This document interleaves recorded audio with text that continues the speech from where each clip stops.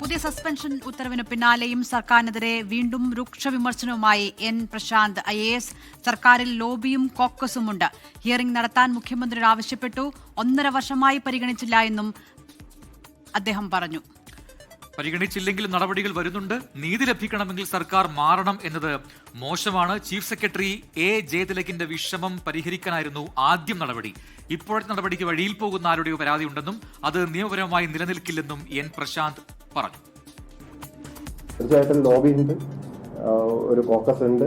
അവരെ സംബന്ധിച്ചിടത്തോളം സത്യസന്ധമായിട്ട് അഭിപ്രായങ്ങൾ ഫയലിൽ എഴുതാതിരിക്കുക എന്നുള്ളത് അവരുടെ ആവശ്യമാണ്. ഡിസിപ്ലിനറി അതോറിറ്റി എന്ന് നിയമത്തിൽ പറഞ്ഞിരിക്കുന്നത്, റൂൾസിൽ പറഞ്ഞിരിക്കുന്നത് മുഖ്യമന്ത്രിയാണ്. അപ്പോൾ അദ്ദേഹത്തും ഇപ്പൊ ഈ പറഞ്ഞ വിഷയത്തിൽ ഒരു ഹിയറിംഗ് പോലും തരാൻ സൗകര്യപ്പെടുന്ന അവസ്ഥയിലല്ല എന്നാണ് മനസ്സിലാക്കുന്നത്. പലതവണ ചോദിച്ചു, ഹിയറിംഗ് ആവശ്യപ്പെട്ടു. അപ്പോൾ ഇവിടെ ഒരു തേർഡ് പേഴ്സൺ എന്താണ് റോളെന്ന് നമുക്ക് മനസ്സിലാവുന്നില്ല. പക്ഷേ ഏതോ ഒരു വ്യക്തിയുടെ പരാതിയുടെ പുറത്താണെന്ന് പറയുന്നത്, ആ പരാതി ഞാൻ കണ്ടിട്ടില്ല, ഒരു ഹിയറിംഗ് നടത്തിയിട്ടില്ല. എന്റെ സസ്പെൻഷൻ ഓർഡറിൽ പറഞ്ഞിരിക്കുന്ന മിണ്ടി എന്നുള്ളതാണ്. എന്തെന്ന് പോലും പറയുന്നില്ല, മിണ്ടാൻ പാടില്ല.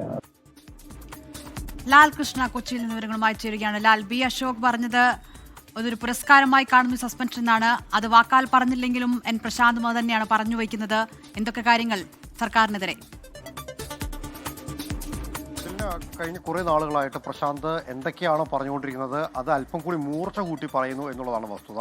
അതേ കാര്യങ്ങൾ തന്നെ അദ്ദേഹം ആവർത്തിക്കുന്നുണ്ട്. പക്ഷേ ഇത്തവണ കുറച്ചുകൂടി മൂർച്ച കൂട്ടുന്നുണ്ട്. അതിന് പ്രത്യേകിച്ച് സർക്കാരിനെ കടന്നാക്രമിക്കുന്നുണ്ട് എന്ന് തന്നെ പറയാൻ കഴിയും. കാരണം സർക്കാരിൽ ഒരു ലോബിയിങ് ഉണ്ട്. ചില ആളുകളുടെ താല്പര്യങ്ങൾ സംരക്ഷിക്കുന്നതിന് വേണ്ടിയിട്ടുള്ള നിലപാടുകളിലേക്ക് സർക്കാർ പോകുന്നുണ്ട്. അത് ശരിയല്ല എന്ന നിലപാടാണ് പ്രശാന്ത് ഇത്തവണ കൈക്കൊണ്ടിരിക്കുന്നത്. അത് ജയതിലകിനെ ഉന്നം വെച്ചുകൊണ്ട് തന്നെയാണ്.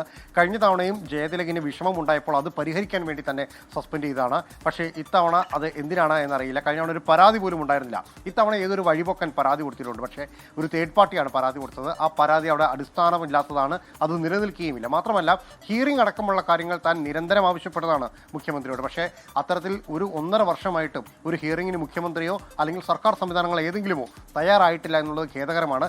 ഇതിന് പകരം തനിക്ക് കോടതിയിൽ പോകാൻ കഴിയും. പക്ഷേ കോടതിയിൽ പോയി അവിടെ നിന്ന് അനുകൂലമായ ഒരു ഉത്തരവ് വാങ്ങിക്കൊണ്ട് വന്ന് സർക്കാരിനെ വീണ്ടും സേവിക്കാൻ തനിക്ക് താല്പര്യമില്ല എന്ന കാര്യമാണ് അദ്ദേഹം പറയുന്നത്. മാത്രമല്ല സർക്കാർ മാറുമ്പോൾ മാത്രം നീതി കിട്ടും എന്നൊരവസ്ഥയാണ് നിലവിൽ സംസ്ഥാനത്തുള്ളത്. അത് വളരെ മോശമായൊരവസ്ഥയാണ്. ആ അവസ്ഥയിലേക്ക് സർക്കാർ മാറിയിരിക്കുന്നു, കാര്യങ്ങൾ മാറിയിരിക്കുന്നു എന്നുള്ളത് അംഗീകരിക്കാൻ കഴിയില്ല. മാത്രമല്ല ഈ നിലവിലുള്ള സിസ്റ്റം തന്നെ ഏൽപ്പിച്ചിരുന്ന ദൗത്യങ്ങളെല്ലാം വൃത്തിയായി ചെയ്തുകൊണ്ടിരിക്കുന്നതിനിടയിൽ തന്നെ ആ ദൗത്യങ്ങളിൽ നിന്ന് തന്നെ പെട്ടെന്ന് റിലീവ് ചെയ്യിച്ചുകൊണ്ട് ആ ഫയലുകളിൽ കൃത്രിമം കാണിച്ചു, ചില ഫയലുകൾ പൂഴ്ത്തി, ഇതിന് പിന്നിലെല്ലാം കൃത്യമായ അജണ്ടയുണ്ട് എന്നീ കാര്യങ്ങൾ കൂടി അദ്ദേഹം എടുത്തു പറയുന്നുണ്ട്. അതായത് നേരത്തെ ഉന്നയിച്ച നയപരമായ കാര്യങ്ങളിൽ അല്ലെങ്കിൽ സർക്കാർ വിഷയങ്ങളിലുള്ള വിമർശനം അദ്ദേഹം മൂർച്ച കൂട്ടി വീണ്ടും കൊണ്ടുവരികയാണ്. നടപടികൾ ഉണ്ടാക്കുമ്പോഴും അതിനെ പിന്നോട്ട് വയ്ക്കാനോ അല്ലെങ്കിൽ അതിൽ കോംപ്രമൈസിനോ അല്ല, അതിന് മൂർച്ച കൂട്ടിക്കൊണ്ട് വീണ്ടും രംഗത്തേക്ക് വരുന്ന പ്രവണതയാണ് ഇപ്പോൾ എൻ പ്രശാന്തിന്റെ ഭാഗത്തുണ്ടാകുന്നത്.